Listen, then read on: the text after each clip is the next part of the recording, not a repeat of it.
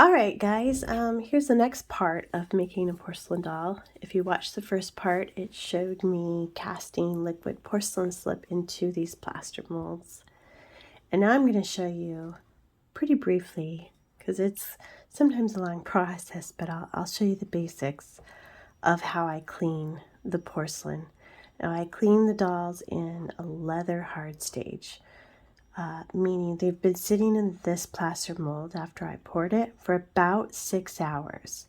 Then I take them out and then I start to clean them. So they're leather hard, meaning they're like just kind of a more of a fully formed clay body. So the plaster molds sucked the liquid out of the slip, and this is what's resulting. So I'll show you what one looks like coming out of the mold. So this is a head coming out, 2-part mold, and I'm trying to do this while looking at the camera and trying to show you what I'm doing. But I was already kind of starting to clean this head, so but I wanted to show you what it looks like coming out of the mold, and then his body coming out of the mold. Take it apart. In the leather hard stage, they will come out easily. If they're too wet, they will stay stuck, and that means they're not ready to come out. And this is crucial because you want it to be fully formed enough and hard enough so that you can handle it. And I'll show you, here's a part that I'm actually going to remove with my knife later, but I don't know if you can kind of see that. It kind of crumbles in my fingertips a bit, but it's still a wet clay. Okay, so here we go. All right, so what I use is distilled water in a little bowl. I have an X-Acto knife that I use to trim, and sometimes I'll use like little pins or little needles to do the smaller parts of the face. But generally these are the brushes that I use. They don't make these anymore, but you can still get wet cleaning brushes from several places, and really what it is just a brush with very soft bristles, very soft, because you're dipping it in the water, applying it to the leather hard porcelain, and it's cleaning away a lot of the stuff. This is my favorite way of doing it. I've done it for years, but I'll show you what I will do. So I'll take the body. I will take off the seam lines. This is hard to do. I just want to look at it from a different angle. Okay, anyway, I'll try my hardest here. There we go. You can see I am cleaning off the seam line. You don't want that to show.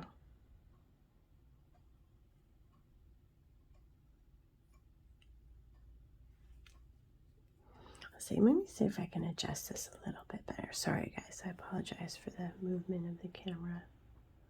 Hopefully you can still see me do this. Okay, looks like you can.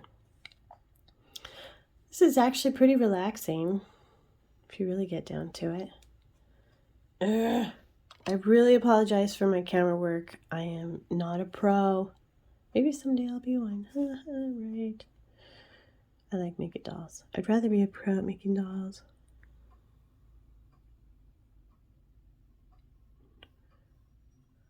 All right, so removing the seam lines, not too difficult.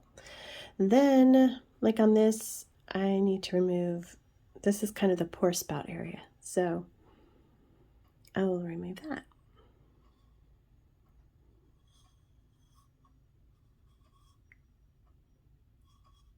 You can hear it's kind of the sound of it. It's hard clay, but you really want that. If it's too soft, it'll just melt. You don't want that either, or it'll just crumble it in your hands. I know this is the boring part. Maybe I could speed this up in the editing stage. I don't know how to do that either. Maybe someday I'll figure it out. Righty. Alright, so I took off that part. So the doll is hollow, as you can tell.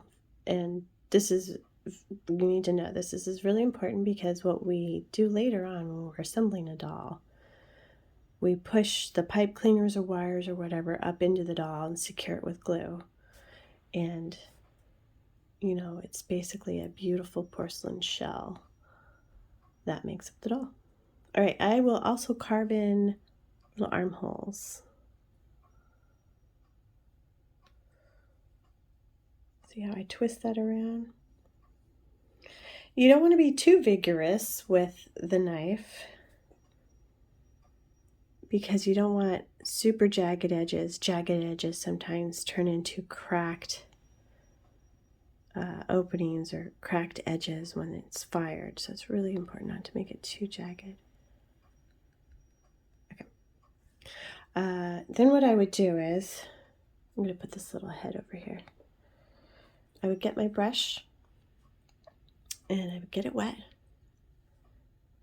Pretty wet there. And I would start brushing at the seam line. I'll even turn it kind of on its side like that and brush this way and that way. And then with the flat part of it. See, I get it wet, dab it.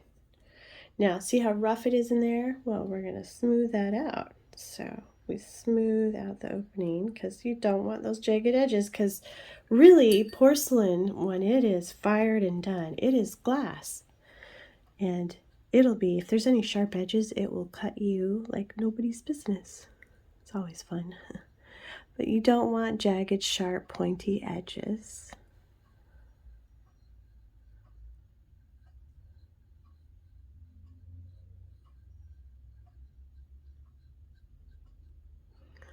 Now, I would spend a little more time on this. I want you to know, but for the sake of this video, I'm not spending a lot of time. Plus, like I said, I've got my glasses, my magnifying glasses on, and I'm looking through, but the camera's like right there. And well, maybe someday I will figure this out. I know they make these really nifty kind of things where it's a light and then a camera holder and it goes right on top of your work. Yeah, someday I'm gonna do that. You'll see. Another really important thing, let's see if I've got any. I use like a needle. You poke a hole in the neck. See that? And you do that before you apply the head. Now, my dolls aren't posable, so I will apply the head with liquid porcelain slip in a position that I want it. This head, as you can see, still has the flanges or the pore spout, so I'm going to cut that off.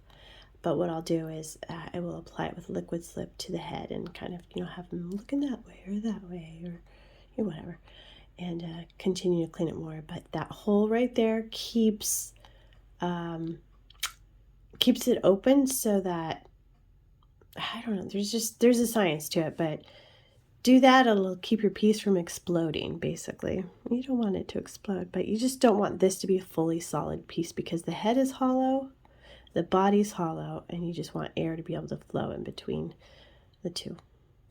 And so that is how I wet clean in the porcelain stage.